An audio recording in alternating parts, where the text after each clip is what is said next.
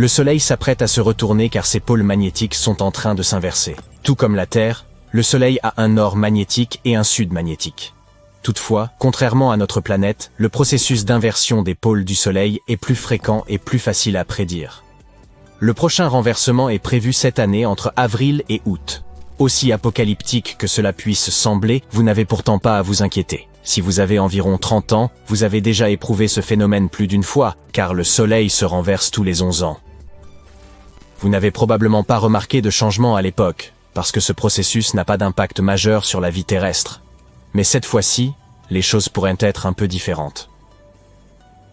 Sur Terre, les courants marins sont des mouvements qui jouent un rôle crucial en influençant le climat et les intempéries et en répartissant la chaleur de l'équateur vers les pôles. Sur le Soleil, ces courants sont davantage comme un océan de plasma. Mais ils ne transportent pas seulement de la chaleur, ils transportent aussi de l'énergie électromagnétique.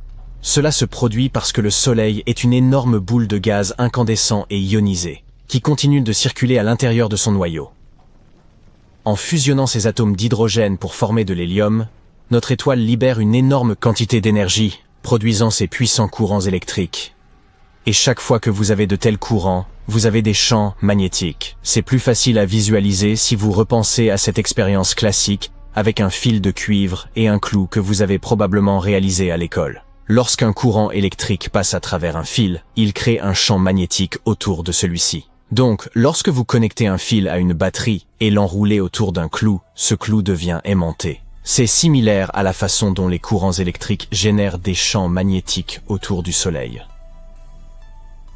L'ensemble de ce processus, grâce auquel le Soleil génère son champ magnétique, est ce que l'on appelle une dynamo. Nous ne pouvons pas l'observer directement, mais nous pouvons en voir les effets sur la surface du Soleil. Lorsque les flux plasmiques et magnétiques deviennent instables, ils se manifestent sous la forme de taches solaires. Vous savez, ces zones sombres sur la surface du Soleil. On ignore encore beaucoup de choses sur le fonctionnement de cette dynamo, mais les scientifiques ont compris quelque chose d'important après avoir observé ces taches solaires au fil des siècles.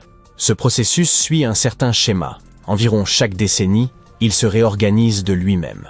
Les champs magnétiques des pôles du Soleil s'amenuisent jusqu'à disparaître complètement, puis ils reviennent, mais avec une polarité opposée. Dans les années 50, les chercheurs ont découvert que lorsque les taches solaires commençaient à s'intensifier, cela signifiait que les pôles se préparaient à une inversion. Et ces dernières années, l'activité solaire a été tout à fait hors norme. Davantage d'éruptions solaires, de rafales de rayonnement électromagnétique, et plus d'éjections de plasma dans l'espace. C'est comme si nous étions assis au premier rang du plus grand spectacle pyrotechnique du système solaire. À vrai dire, le Soleil n'a probablement pas été aussi animé au cours des 2 dernières décennies. À l'heure actuelle, les experts estiment que les champs magnétiques des pôles sont quasiment synchrones et s'affaiblissent peu à peu, se rapprochant de plus en plus de zéro.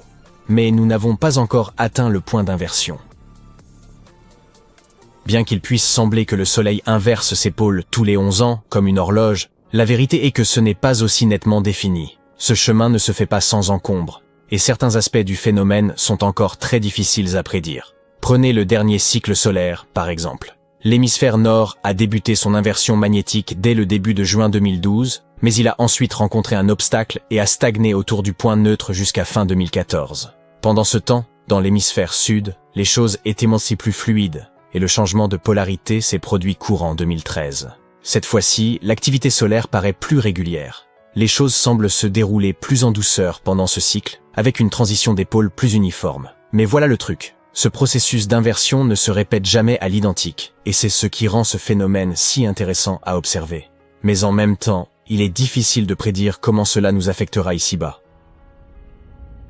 Ici sur Terre, nous n'avons guère à nous soucier de ces intenses explosions solaires, qui se produisent à 150 millions de kilomètres de distance. Mais si, et l'on dit bien si, une tempête solaire devait frapper notre planète, la principale menace qu'elle représenterait serait probablement la perturbation des satellites de communication dans l'espace. Néanmoins, les choses pourraient en prendre un tour différent lors du cycle d'inversion prévu pour 2024, car le nombre de satellites en orbite a explosé ces dernières années. Le système Starlink, par exemple, implique à lui seul plus de 4000 d'entre eux.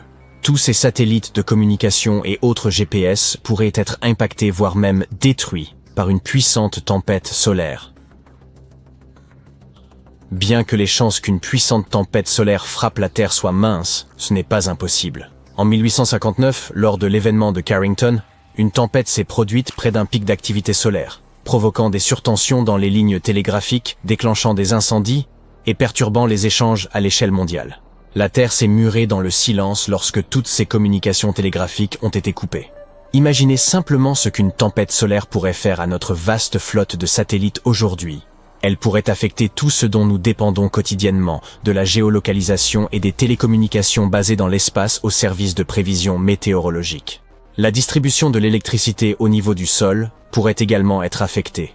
Vous pouvez faire une croix sur YouTube, et même sympa, parce que si un tel événement se produisait aujourd'hui, il pourrait mettre à mal Internet, coupant du monde d'innombrables personnes.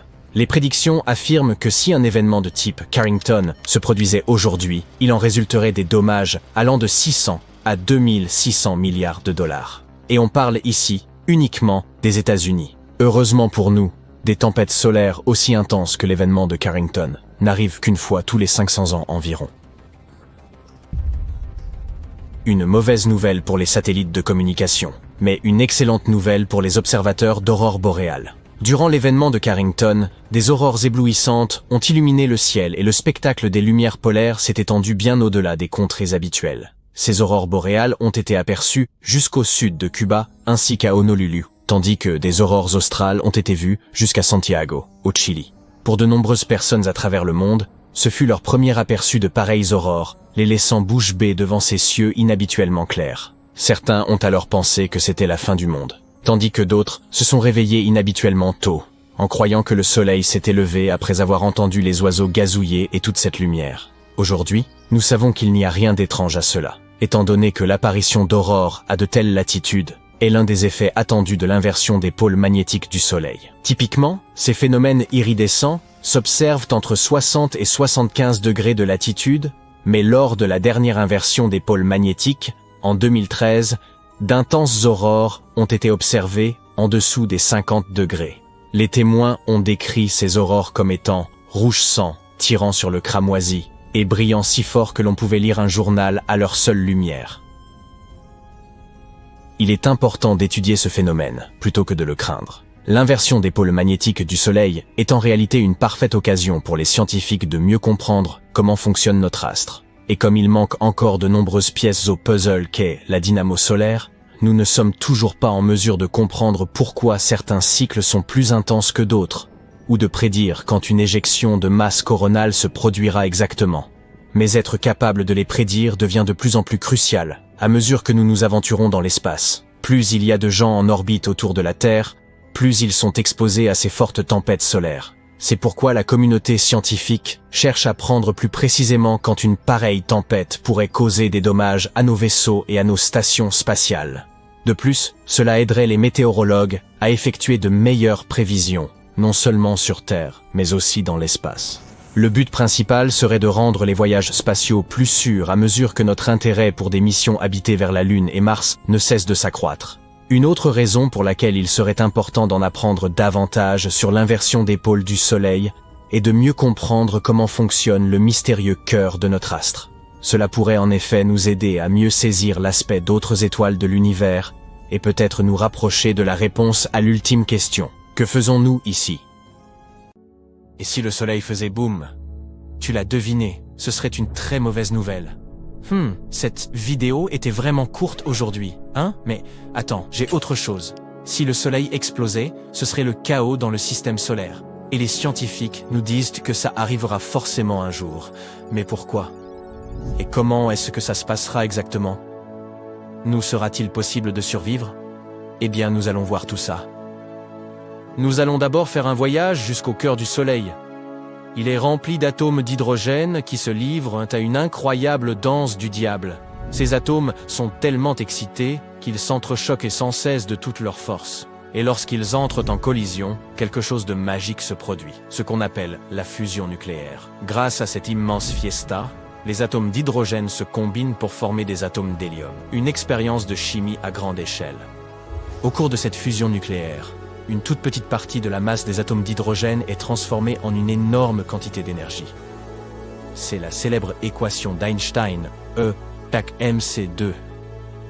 l'énergie se libère sous forme de lumière et de chaleur, rayonnant vers l'extérieur et illuminant tout le système solaire. Et une fois que ce processus est en marche, tout un tas de particules énergisées appelées photons se joignent à l'aventure. Ces photons sont comme de minuscules paquets de lumière, qui rebondissent et se déplacent dans toutes les directions. Ils jouent un rôle crucial en transportant l'énergie du Soleil dans l'espace, illuminant notre monde et réchauffant notre planète. Mais pour que tout cela continue, pour que les atomes ne s'échappent pas pour créer un chaos total, le cœur du Soleil doit être soumis à une pression énorme. Cette pression provient de l'immense poids des couches extérieures du Soleil qui pèsent sur le cœur. Les couches extérieures compressent le noyau interne. Mais les couches internes ne se laissent pas faire. L'énergie et les photons font tout ce qu'ils peuvent pour s'échapper du cœur du Soleil. Mais ce noyau est très dense, immensément dense, et la pression est si forte que l'énergie prend une éternité pour s'échapper.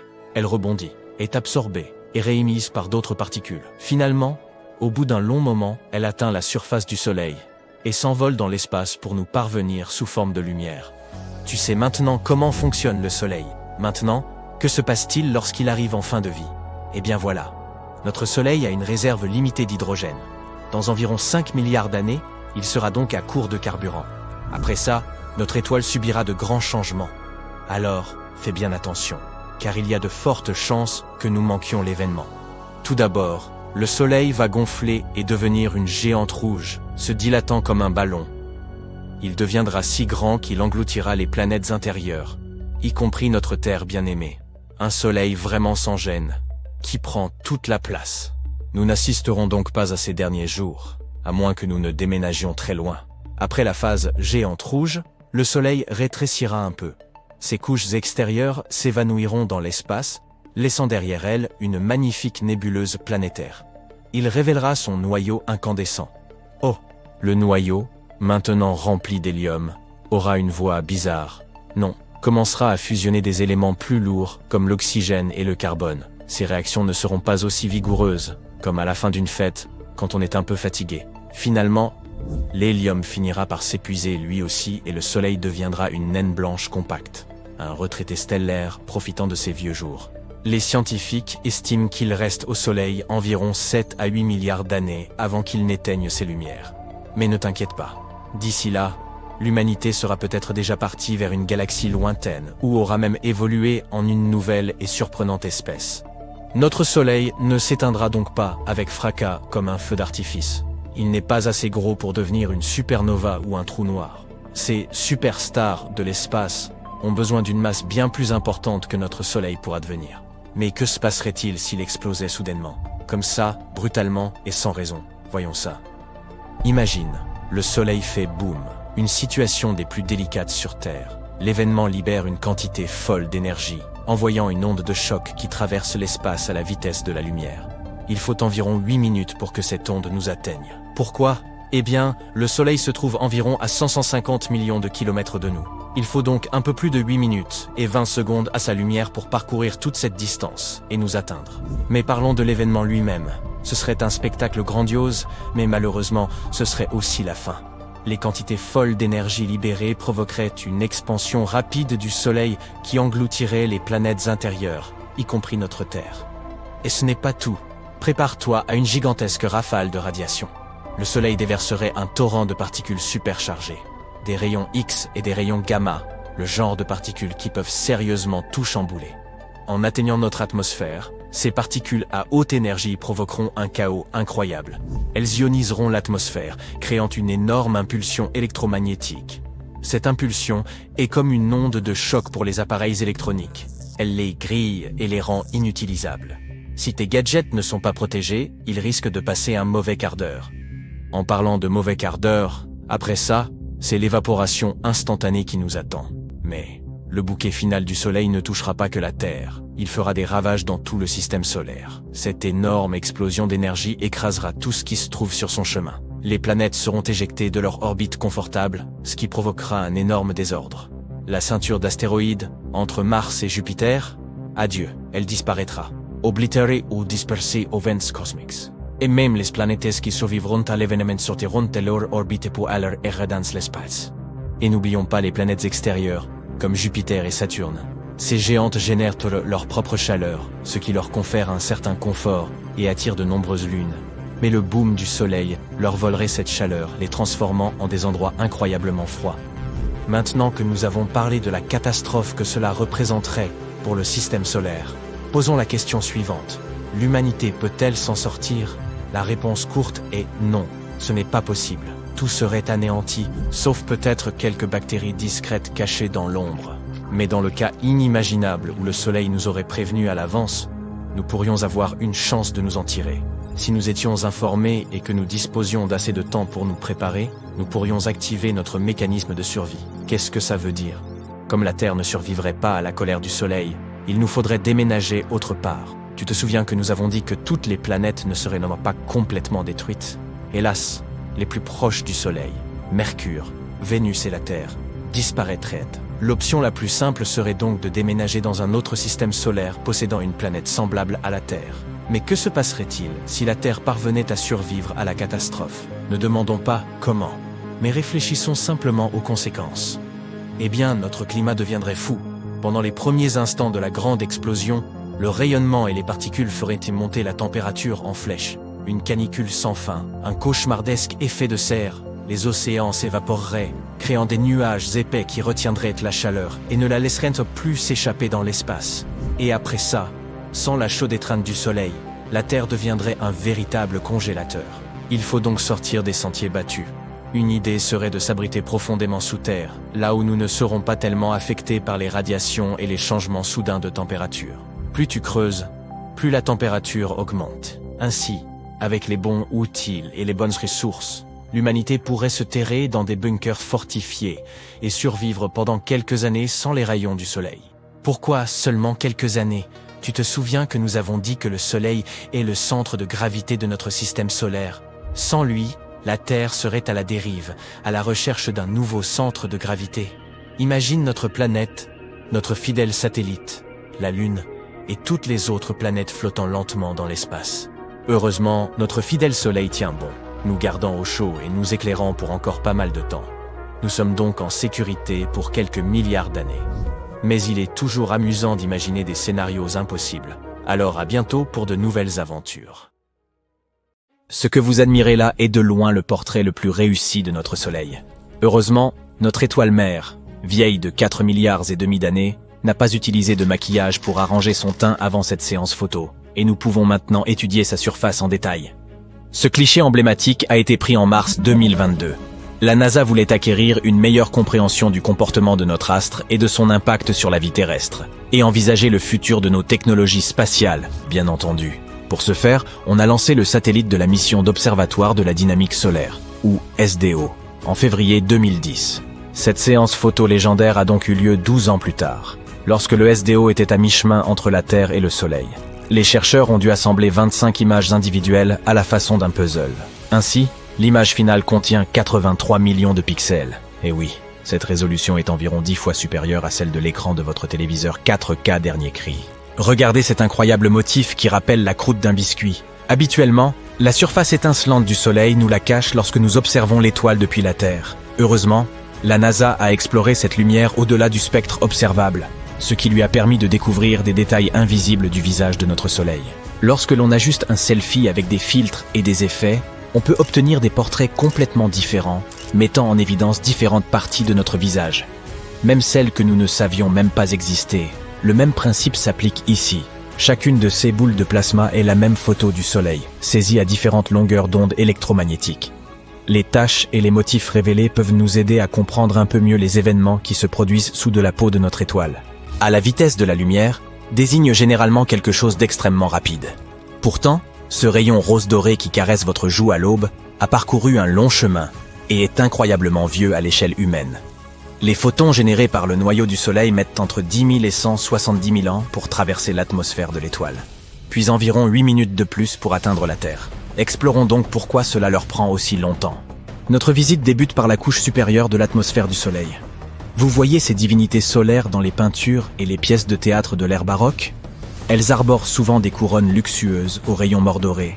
Eh bien, le Soleil lui-même porte aussi une belle couronne, qui est la couche externe de son atmosphère. Mais bien sûr, sa grandeur et sa gloire sont incomparables avec celles de ces couronnes de costumes en carton-pâte, et sa forme n'est pas si régulière. La couronne est une enveloppe de gaz qui enveloppe notre étoile mère, de sorte que sa taille et sa forme fluctuent constamment sous l'influence du champ magnétique du Soleil. Vous pouvez apercevoir cette couronne de vos propres yeux depuis la Terre lors des éclipses solaires totales. Elle s'apparente à un rayonnement sublime autour du disque solaire, qui lui-même est alors complètement masqué par la Lune. La couronne s'étend sur 8 millions de kilomètres au-dessus de la surface du Soleil, alors que notre planète bleue ne mesure que 13 000 kilomètres de diamètre.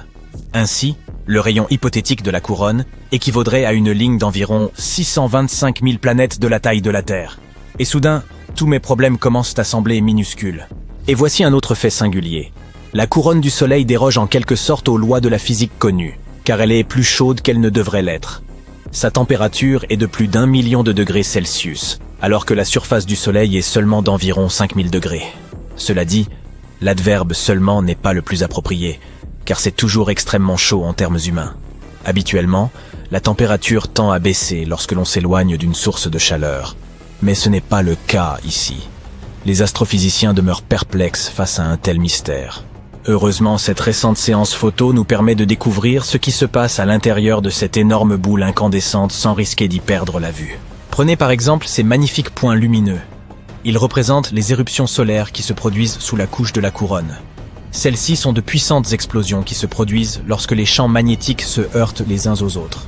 Lorsqu'elles ont lieu, ils changent de forme et se réagencent rapidement. Ces champs magnétiques proviennent du plasma, qui est lui-même très turbulent, de sorte que de pareils événements ne sont guère surprenants pour la météo locale. Qui aurait cru que le Soleil avait des points noirs sur la peau, tout comme les adolescents? Ces zones plus sombres sont connues sous le nom de trous coronaux. Les terriens peuvent en admirer l'impact lorsqu'ils observent ces magnifiques aurores dans les régions polaires. Les trous coronaux semblent plus sombres parce que le plasma dans ces régions est plus froid, moins dense et ouvert magnétiquement. Ces conditions permettent au vent solaire de se répandre à travers le système solaire plutôt que de rester à la surface de l'astre. Et lorsqu'ils heurtent la magnétosphère terrestre, ces aurores se forment pour ravir nos yeux. Fort heureusement, notre champ magnétique local refroidit les vents solaires. Personne ne voudrait voir ses yeux fondre, n'est-ce pas? Maintenant, si nous cherchions un équivalent aux cheveux du Soleil, les meilleures candidates seraient les protubérances solaires. Ces grandes boucles de plasma brillante s'élèvent de la surface du Soleil et s'étirent sur des milliers de kilomètres dans l'espace. Leur durée de vie varie de quelques jours à plusieurs mois. C'est l'un des événements les plus répandus dans cette région.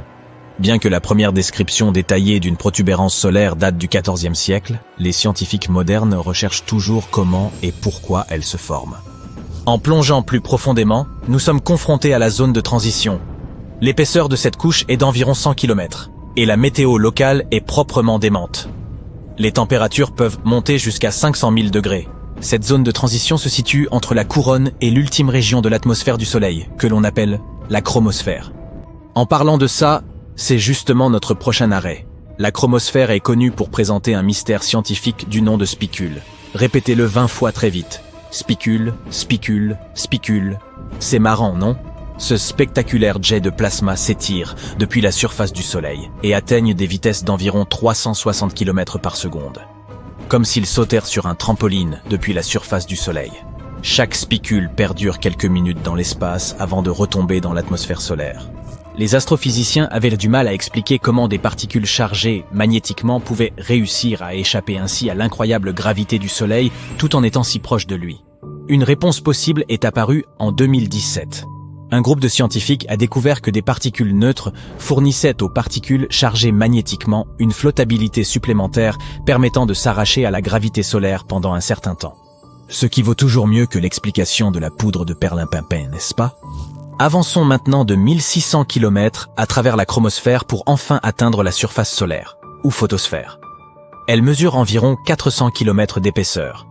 Mais contrairement à la planète Terre, la surface du Soleil n'est ni stable ni solide. Les températures ici sont si élevées qu'aucune matière ne peut exister. D'un autre côté, les scientifiques surnomment souvent le plasma le 4e état de la matière. Et pourquoi pas? Il est fait d'atomes ionisés et d'électrons libres, et il mérite en quelque sorte d'être considéré comme tel. Peut-être qu'un jour, nous aurons l'occasion de rencontrer une espèce locale de personnes plasmoïdes. Mais je pense qu'il vaudra mieux que nous évitions leurs chaleureuses étreintes de bienvenue. Vous savez, de tels gens auraient sûrement un tempérament volcanique.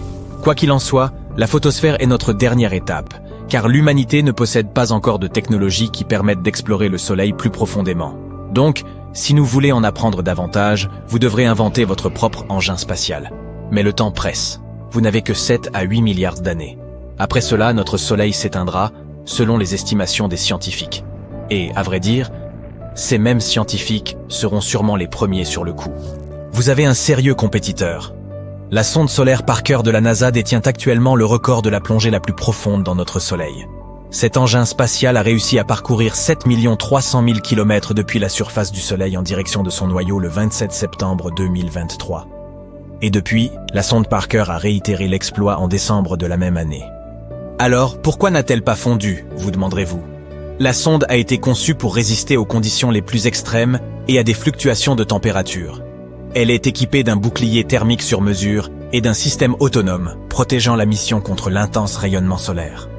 La NASA a d'autres plans ambitieux.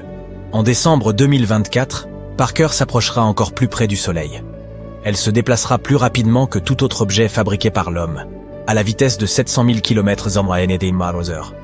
La sonde se trouvera alors à seulement 6 millions de kilomètres de la surface brûlante du Soleil. C'est pratiquement comme atterrir sur une étoile. Les astronomes ont déjà comparé ce prochain jalon à notre premier alunissage. Enfin, il vaudrait probablement mieux que nous atterrissions de nuit. Bon d'accord, je l'admets. C'est une blague vieille comme le monde. Des nuages de feu et de fumée s'élèvent et la fusée décolle. La Delta IV Heavy est l'une des fusées les plus puissantes jamais construites. 3 énormes moteurs brûlent des tonnes de carburant, ce qui permet au vaisseau spatial de prendre de l'altitude. Les 2 boosters latéraux se détachent et laissent le booster central pour la suite de l'ascension. Une fois en orbite, la fusée libère sa cargaison. Voici la sonde Parker Solar Probe, le premier vaisseau spatial à toucher le Soleil. Et nous allons suivre son voyage étape par étape. La sonde a été lancée le 12 août 2018 et a commencé son voyage vers notre étoile. Le Soleil est à 93 millions de kilomètres de la Terre. C'est 390 fois la distance Terre-Lune et 36 000 fois la largeur des États-Unis d'une côte à l'autre. Les particules de lumière que le Soleil émet ont besoin de 8 minutes pour parcourir cette distance. Pour nos fusées classiques, ce voyage prendrait plus de 200 jours. Mais la sonde Parker Solar Probe l'a parcouru plus rapidement en utilisant des manœuvres gravitationnelles. Sur son chemin de la Terre au Soleil, la sonde a tourné autour de notre voisine, Vénus. Il lui suffisait d'entrer dans le champ gravitationnel de la planète et de le laisser s'attirer. À ce stade, notre sonde spatiale a reçu un coup de pouce supplémentaire. Et elle n'a pas eu besoin de gaspiller de carburant. Après avoir effectué une orbite, les moteurs de la sonde spatiale ont modifié la trajectoire et la sonde a quitté l'orbite de Vénus. Elle a reçu suffisamment d'accélération pour se rendre jusqu'au Soleil. Et le 5 novembre 2018, la sonde Parker Solar Probe a effectué sa première approche du Soleil. Avant de toucher sa surface, la sonde a d'abord dû entrer dans l'orbite de l'étoile. Pour y parvenir, elle a effectué encore plus de manœuvres gravitationnelles. Ce n'est qu'ensuite qu'elle a commencé à tourner autour du Soleil, l'objet le plus lourd du système solaire, et dont la gravité est la plus puissante. Ainsi, celui-ci a donné à la sonde une incroyable accélération à chaque passage. La sonde solaire Parker se déplaçait constamment entre 2 points. Ce sont le périhélie et l'aphélie. Regarde, voici le Soleil et voici l'orbite de la sonde en forme d'ellipse. Le point le plus proche du Soleil est le périhélie. Le Soleil attirait la sonde à une vitesse incroyable. À ce moment, la sonde a commencé à s'éloigner de l'étoile. Elle avait encore beaucoup de vitesse et d'énergie. Mais elle luttait contre la force gravitationnelle de l'étoile. Donc, elle a progressivement ralenti. Le point où la sonde a perdu toute son accélération s'appelle l'aphélie. La force gravitationnelle de l'étoile l'a emportée et la sonde a commencé à revenir vers le Soleil en reprenant de la vitesse. La sonde a effectué plusieurs cercles en suivant une orbite stable, mais son orbite s'est à nouveau croisée avec celle de Vénus. Une nouvelle manœuvre gravitationnelle. Après cela, la trajectoire de la sonde Parker Solar Probe s'est légèrement modifiée et elle a gagné en vitesse. Le point de périhélie de son orbite est maintenant plus proche du Soleil. La sonde a effectué plusieurs autres cercles en suivant cette nouvelle orbite. Puis à nouveau, elle s'est approchée de Vénus, une autre approche du Soleil. Chaque rencontre avec Vénus a permis de corriger la trajectoire de la sonde et de réduire progressivement sa distance par rapport à notre étoile. En avril 2021, la sonde Parker Solar Probe s'est finalement approchée du Soleil au point de toucher sa couronne. Bien que la distance réelle entre la sonde et le Soleil ait été de 8,5 millions de kilomètres, cela a tout de même été considéré comme un contact. Regardons la structure de notre étoile en la coupant en deux. Voici le noyau du Soleil. Il fait environ un quart de sa largeur. Ce noyau est 150 fois plus dense que l'eau. En raison de la forte pression et de la température élevée, des réactions nucléaires s'y produisent. L'hydrogène se transforme en hélium et dégage une quantité incroyable de chaleur et de rayonnement. La couche suivante est la zone de rayonnement. C'est là que la chaleur est transférée du noyau aux couches suivantes. Mais ici, les photons ne se déplacent pas vers l'extérieur. Ils peuvent être dirigés n'importe où et réémis de nombreuses fois. Les scientifiques pensent que le temps moyen nécessaire à un photon de lumière pour voyager du noyau à la couche suivante du Soleil est d'environ 10 000 à 170 000 ans. Ensuite, il y a la zone de convection. C'est ce que l'on considère comme la surface du Soleil. Mais ce n'est pas une surface solide. C'est un océan de plasma chaud. Cela ressemble à un nid d'abeilles. C'est parce que le plasma chauffé s'élève des couches inférieures, créant quelque chose comme des mini-geysers. Et tandis qu'il est encore chaud au milieu de ces geysers, les bords se refroidissent, ce qui crée un incroyable motif à la surface du Soleil. Les couches suivantes sont l'atmosphère du Soleil. Tout d'abord, la photosphère. C'est la couche qui émet de la lumière. Et c'est exactement ce que tu vois quand tu regardes le Soleil. Mais attention, ne fais pas ça. Il faut un équipement spécial pour regarder notre étoile.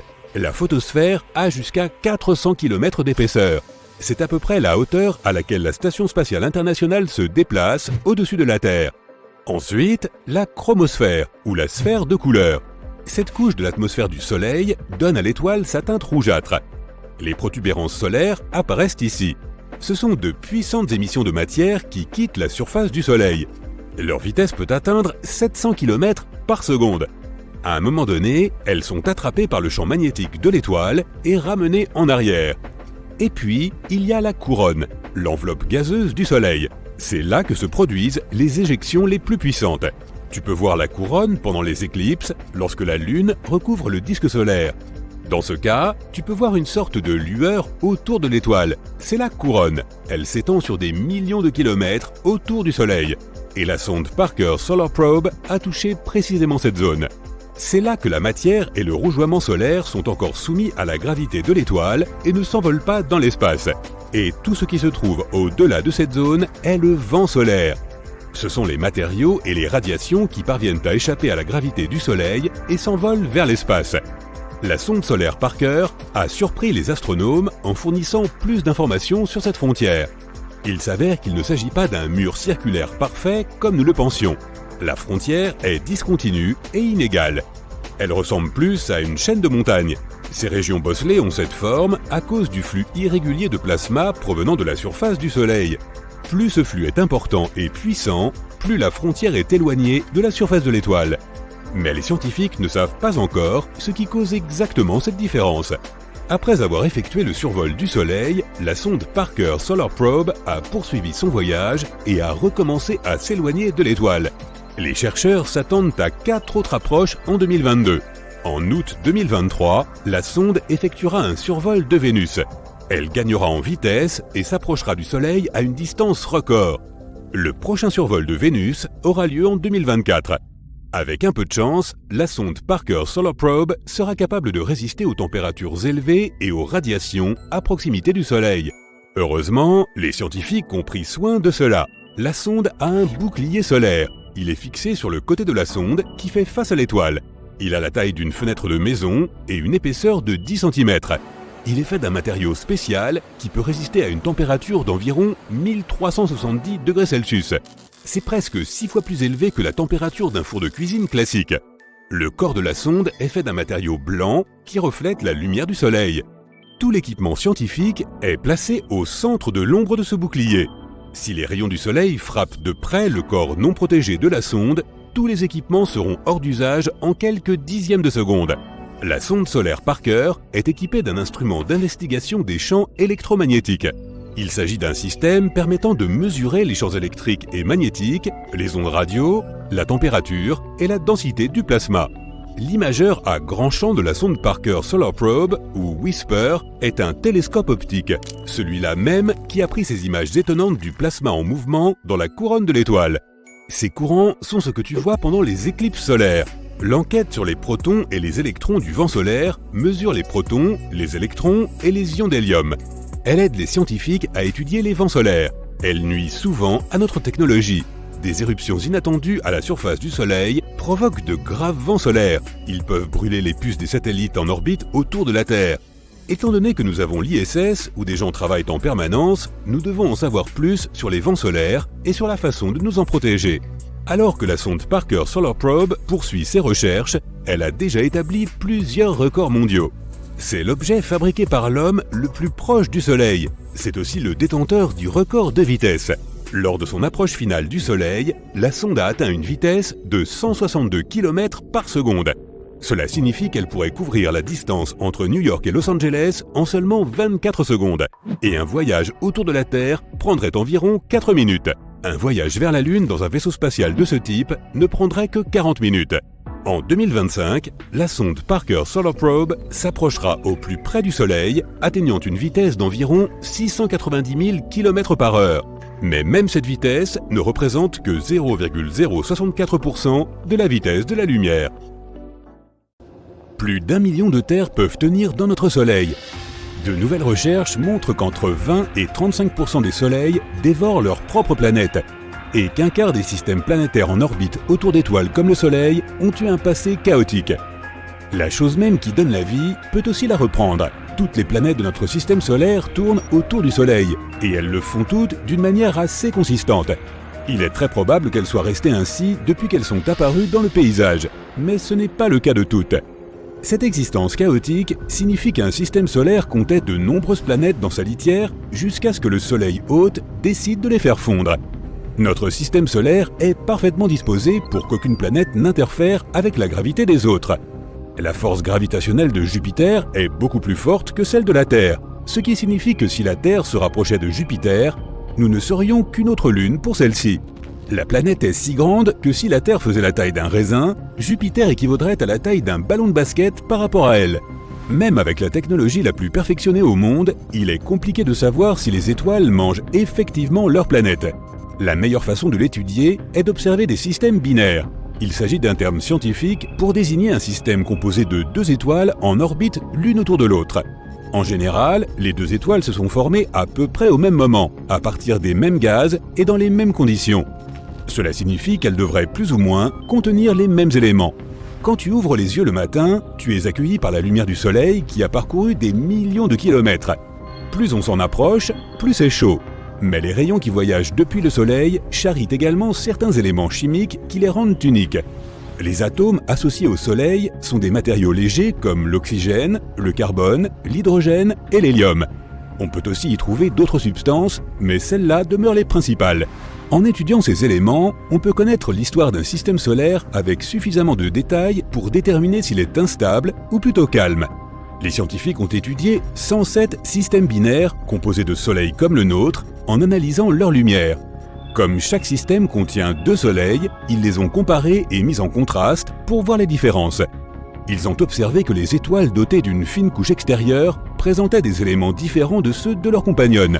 Tous les soleils contiennent des éléments légers, mais certains ont des éléments rocheux comme le fer, le silicium et le titane à proximité. Ces éléments sont associés au terrain accidenté que l'on trouve sur une surface, mais ils se trouvent là, flottant au milieu de l'espace. La couche externe la plus fine est particulièrement riche en fer par rapport aux autres couches. De nombreuses étoiles sont jumelles à la naissance, mais la plupart des étoiles de la Voie lactée ont une compagnonne dans un système binaire. Cela signifie que notre Soleil est assez unique pour ne pas avoir de partenaire. Mais certaines théories suggèrent que le Soleil a peut-être perdu son jumeau dans le passé. Il se trouve à environ 184 années-lumière et s'appelle HD 186302. Ce pourrait être notre bonne étoile. Les nuages moléculaires sont le lieu de naissance de milliers d'étoiles. Ils sont constitués de gaz et de poussière qui s'effondrent progressivement sous leur propre poids. Notre Soleil a peut-être commencé de cette façon il y a 4,6 milliards d'années.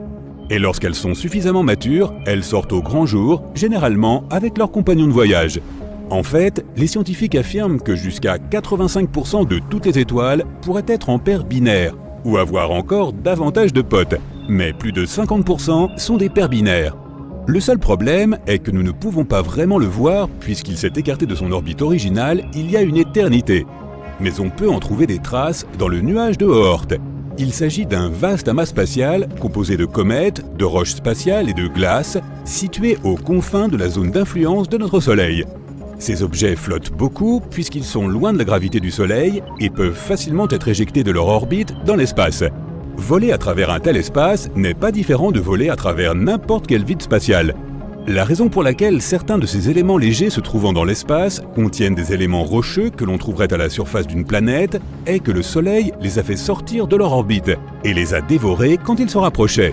Cela se produit également lorsqu'une étoile devient trop grosse et commence à manger tout ce qui l'entoure.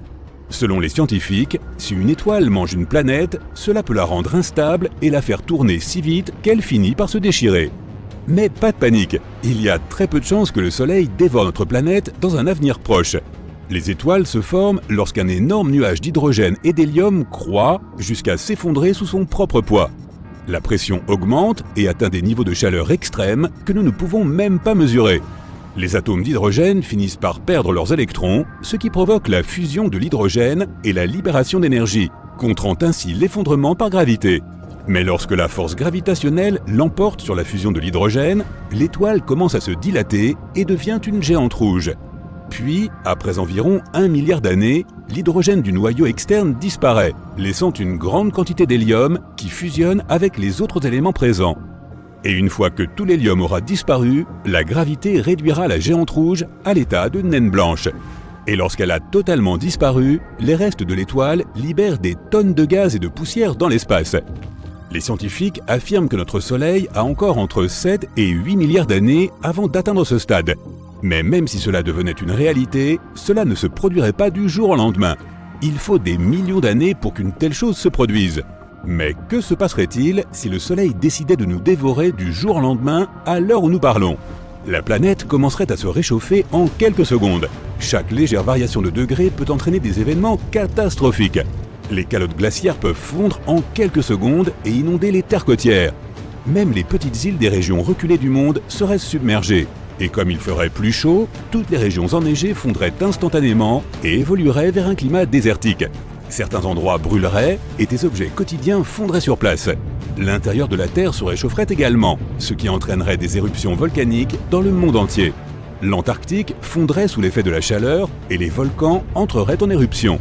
Et en quelques minutes, la planète entière se transformerait en une boule de feu et de cendres avant d'exploser en petits morceaux flottant dans l'espace, atteignant des régions dont nous n'avons même jamais entendu parler. Mais ne t'inquiète pas, une telle chose n'arrivera pas vraiment. Si le Soleil interrompt notre rotation, les résultats seront différents. Il fera également chaud, car le champ magnétique qui nous entoure nous protège des radiations du Soleil.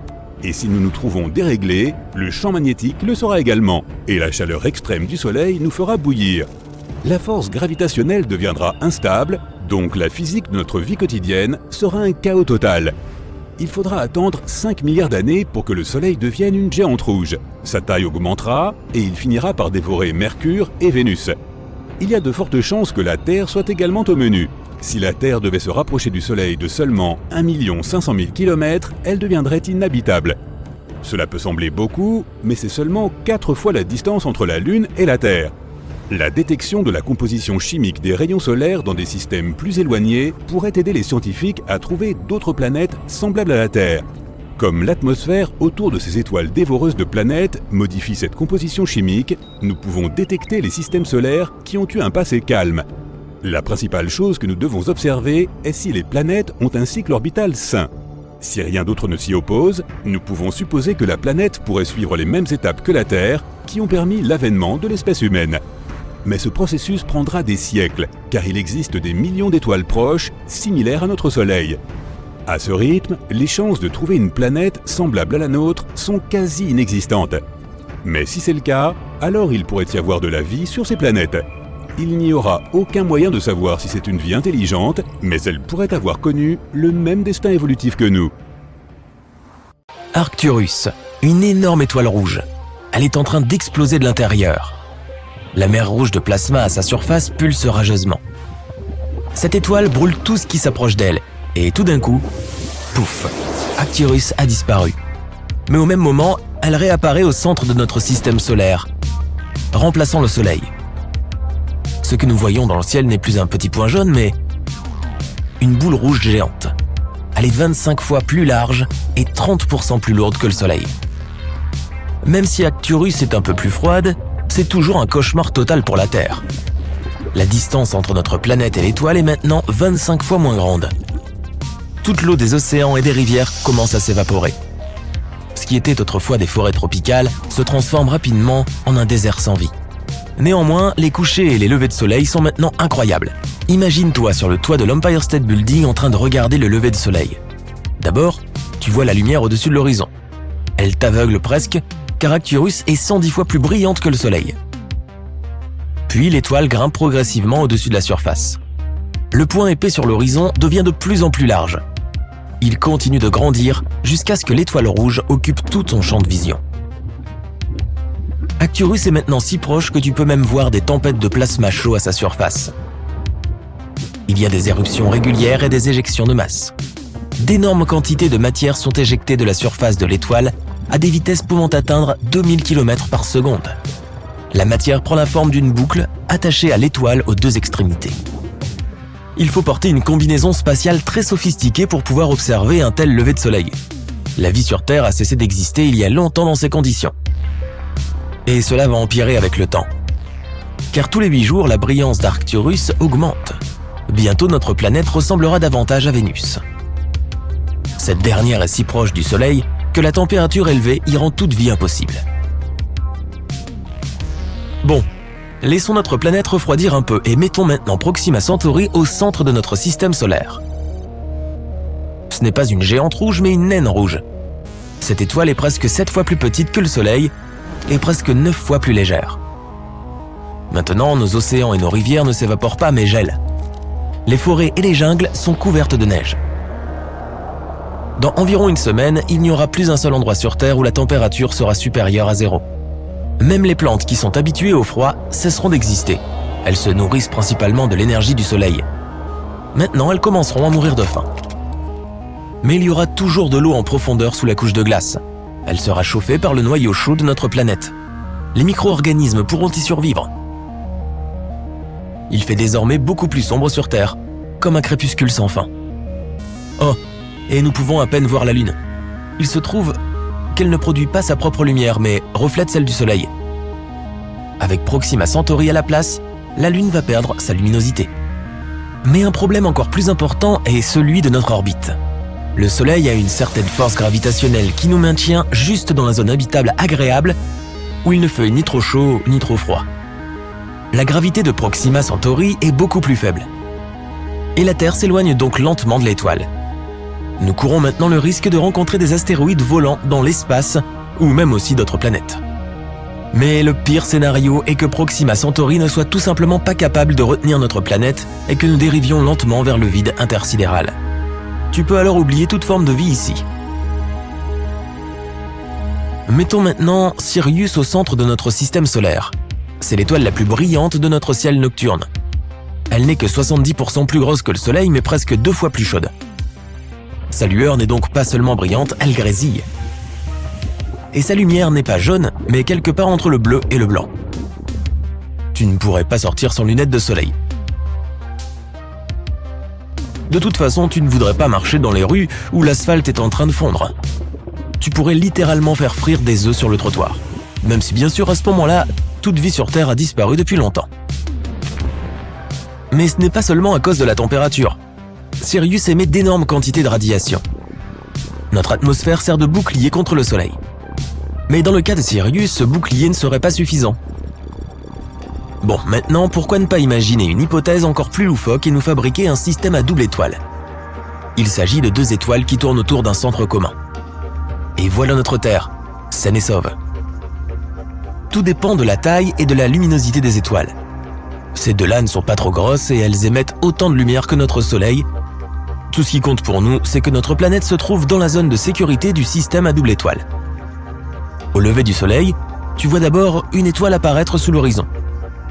puis quelques minutes plus tard, l'autre. Le seul problème est que cette beauté pourrait bientôt exploser avec une force énorme. Dans les systèmes binaires, l'une des étoiles est toujours plus lourde que sa partenaire. Tôt ou tard, elle commence à arracher de la matière à la plus petite étoile. Et petit à petit, la plus grosse étoile mange sa voisine. Ensuite, la grande sœur peut atteindre une masse critique et exploser. Cette explosion serait aussi forte qu'une supernova. Elle détruirait l'ensemble de notre système solaire. La lumière de cette explosion serait visible à des centaines d'années-lumière. Après cela, il y aurait une énorme nébuleuse à la place de notre système stellaire, composée de la poussière d'étoiles et des particules qui restent de notre monde. Faisons maintenant une hypothèse complètement folle. Un trou noir au centre de notre système solaire. Nous connaissons les trous noirs comme des objets effrayants et mystérieux qui avalent tout ce qui les entoure. Mais même autour d'un trou noir, il y a une zone habitable. Il suffit d'être assez loin pour qu'il ne t'entraîne pas dans ton abîme noir. Mercure et Vénus seront trop proches du trou noir. Alors très probablement, elles seront réduites en morceaux qui se dirigeront ensuite vers l'horizon des événements. C'est le dernier arrêt avant d'atteindre la singularité, le cœur du trou noir. Il a deux problèmes majeurs, la lumière et le temps. Le trou noir attire la lumière au lieu d'en émettre. La Terre deviendra donc rapidement sombre et froide. Et le temps passe plus lentement autour des objets lourds. Près d'un trou noir, une seconde peut être égale à des semaines ou même des mois dans l'espace. Nous ne sentirons pas cette différence, mais l'univers entier autour de nous se développera plus rapidement par rapport à nous. Tout objet peut devenir un trou noir s'il est comprimé à une certaine taille. Par exemple, le Soleil peut en devenir un s'il est réduit à une largeur de 6 km. La Terre aussi. Si tu la comprimes à une largeur de 1,8 cm, elle devient un trou noir. Il y a maintenant un petit rocher qui se cache au centre de notre système solaire. C'est une étoile à neutrons. Elle fait environ 30 km de large. Certaines météorites sont bien plus grosses que ça, mais elle a une masse comparable à celle du Soleil. Sa force gravitationnelle est donc à peu près la même et l'orbite de notre planète est intacte. Mais le problème est que les étoiles à neutrons n'émettent pratiquement aucune lumière visible. C'est donc la nuit permanente sur Terre. Pourtant, il fait très chaud ici. Lorsqu'une étoile à neutrons naît, elle peut être d'abord plusieurs fois plus chaude que le Soleil, mais elle se refroidit rapidement pour atteindre la température à laquelle nous sommes habitués. Il y a donc une chance que toute la vie sur Terre n'ait pas encore été brûlée. Un autre problème est qu'elle tourne rapidement et peut devenir un pulsar. Un peu comme un puissant projecteur sur les deux côtés d'une étoile en rotation. Les étoiles à neutrons éjectent aussi des rayons à des vitesses énormes. Ces rayons rendront notre planète littéralement stérile. Aucune forme de vie ne serait capable d'exister dans ces conditions. Et maintenant, c'est l'heure de la plus grande étoile connue, Stephenson 2-18. Cette géante rouge est 2150 fois plus grande que le Soleil. Et si nous la plaçons au centre de notre système solaire, son bord se trouvera sur l'orbite de Saturne. Mercure, Vénus, la Terre, Mars et Jupiter sont donc déjà avalés par l'énorme étoile. Saturne, Uranus et Neptune sont en train de griller comme des châtaignes sur le feu et vont bientôt s'évaporer. En fait, cela pourrait aussi arriver à notre Soleil. Plus il vieillit, plus il devient rouge et gros. Il finira par être à court de combustible, l'hydrogène, et il commencera à brûler des éléments plus lourds dans son noyau. Cela conduira à sa dilatation. Nous verrons alors de plus beaux couchers et levées de soleil. Mais la température deviendra trop élevée. En théorie, le Soleil deviendra si gros qu'il avalera la Terre. Et ensuite, il explosera en supernova, ne laissant rien de notre système solaire derrière lui. Brillant. Nous volons devant les planètes de notre système solaire. Nous passons devant Mars, Jupiter, Saturne, Uranus et Neptune. Puis nous traversons les ténèbres de l'espace au-delà des limites de notre monde. Nous avons atteint notre destination. Voici le nuage de Oort. Il s'agit d'une région hypothétique entourant notre système solaire et qui compte une multitude d'astéroïdes et de blocs de glace. C'est probablement ici que la plus grande comète de l'histoire de l'humanité a vu le jour. Et maintenant, elle se dirige vers le Soleil. Bernardinelli Bernstein a été découverte tout à fait par hasard pendant une enquête sur l'énergie noire, dite Dark Energy Survey. Nos télescopes étaient pointés vers les régions les plus reculées de l'espace. Leur objectif principal était de mieux connaître le processus d'expansion de l'univers. Les astronomes souhaitaient également dresser une carte plus détaillée de l'univers observable. Les scientifiques ont analysé plus de 80 000 images et ont trouvé un objet en mouvement. Il était dangereusement proche de notre planète. Et sa taille de 100 km était impressionnante. C'est à peu près la largeur du lac Michigan. C'était une comète déjà active avec une longue queue. Généralement, la queue des comètes se forme à l'approche du Soleil. La chaleur de l'étoile réchauffe la surface de la comète et les matériaux légers comme la glace commencent à s'évaporer. Cela forme un nuage de vapeur et de poussière qui s'étend bien au-delà de la comète. Mais Bernardinelli-Bernstein était trop éloigné du Soleil pour commencer à se réchauffer.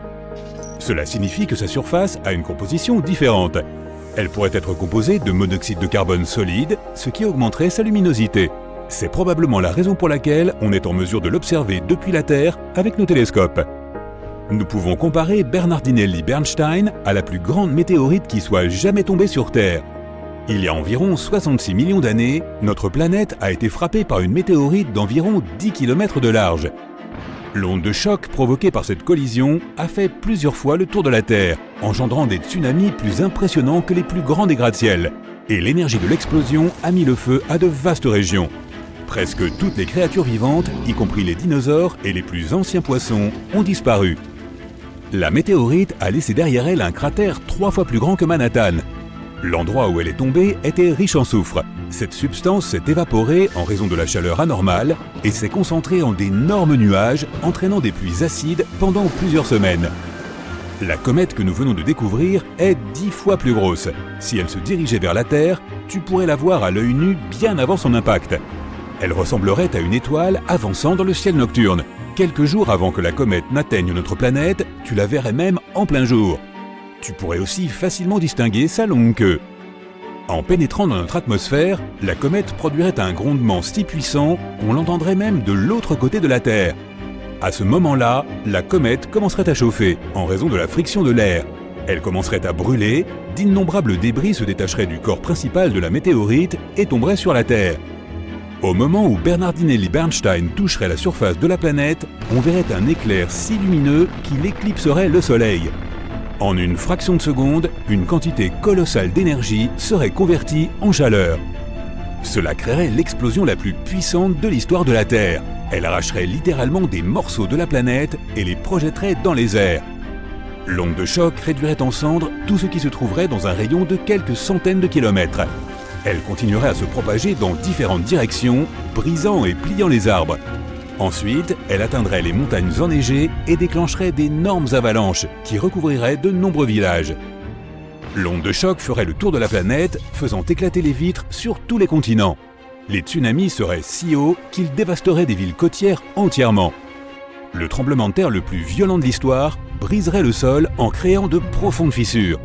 Après l'impact, des milliards de tonnes de poussière et de cendres s'élèveraient dans le ciel. Un gigantesque nuage noir bloquerait complètement les rayons du soleil. La Terre serait plongée dans l'obscurité. Tous les débris présents dans l'air commenceraient à fondre, se transformant en une lave liquide qui retomberait à la surface, causant des dégâts considérables. Les cendres et la poussière en suspension masqueraient le soleil pendant plusieurs mois encore. En conséquence, la température sur Terre chuterait de plusieurs degrés. Même s'ils parvenaient à se réfugier dans de profonds abris et bunkers, les gens, ainsi que tous les autres organismes vivants de la planète, auraient peu de chances de survivre à cet événement. Heureusement, Bernardinelli-Bernstein ne risque pas de s'approcher de la Terre de sitôt. Pour l'instant, la comète se trouve à environ 20 unités astronomiques du Soleil. Cela représente 20 fois la distance entre la Terre et le Soleil. Cela signifie que la comète va bientôt croiser l'orbite d'Uranus. En 2031, elle sera à 11 unités astronomiques de notre étoile. C'est juste à l'extérieur de l'orbite de Saturne. À ce moment, Bernardinelli-Bernstein sera au plus proche du Soleil. Puis elle retournera vers les confins du système solaire.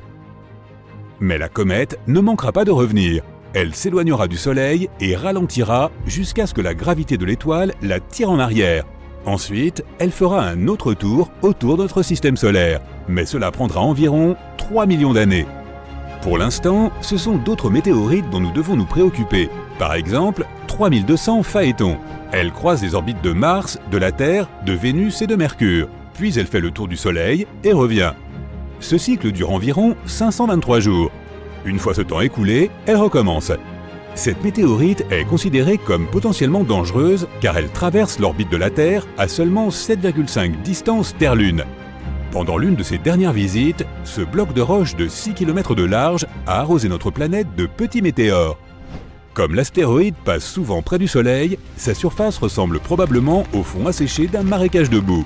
Elle est couverte d'écailles et de fissures. Lorsqu'elle passe devant la Terre, ces écailles se détachent et entraînent des pluies de météores. Mais le plus gros astéroïde potentiellement dangereux est 1999 JM8. Il a une taille équivalente à 77 terrains de football. Il passe devant la Terre à environ 9 distances Terre-Lune. Il s'approchera le plus près de notre planète en août 2137. Si une telle météorite venait à percuter la Terre, un continent entier pourrait être anéanti. Le reste du monde serait dévasté par d'immenses tsunamis, mais survivrait à l'événement. Alors naturellement, les scientifiques réfléchissent aux moyens de prévenir une telle catastrophe. La première solution est une gigantesque explosion contrôlée. Selon l'une des lois de la physique, si l'on applique une force dans une direction, elle provoquera une réaction dans la direction opposée. Donc si nous repérons un astéroïde sur le point d'entrer en collision avec la Terre, ce que nous devons faire, c'est envoyer une fusée vers lui. De cette façon, nous produirons une explosion contrôlée, pas à l'intérieur, mais juste au-dessus de sa surface. L'explosion sera dirigée vers le haut et l'astéroïde se déplacera vers le bas. Ce minuscule décalage sera suffisant pour modifier sa trajectoire. Et il passera devant la Terre sans la toucher. Une autre solution consiste à envoyer un objet lourd, comme un vaisseau spatial, vers l'astéroïde. Les objets lourds possèdent leur propre gravité. Le vaisseau spatial devra donc voler tout près de la météorite qui l'attirera vers sa surface. Mais les moteurs du vaisseau spatial résisteront.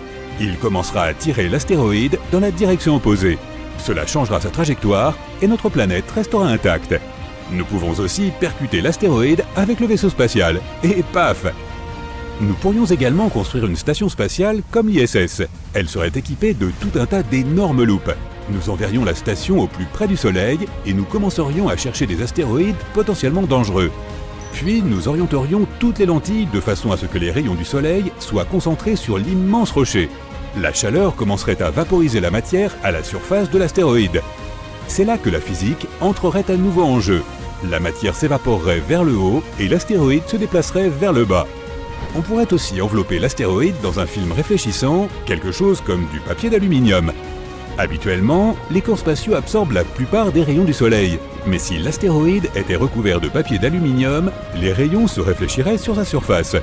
Cela créerait une faible force de poussée et ce serait suffisant pour éviter la collision.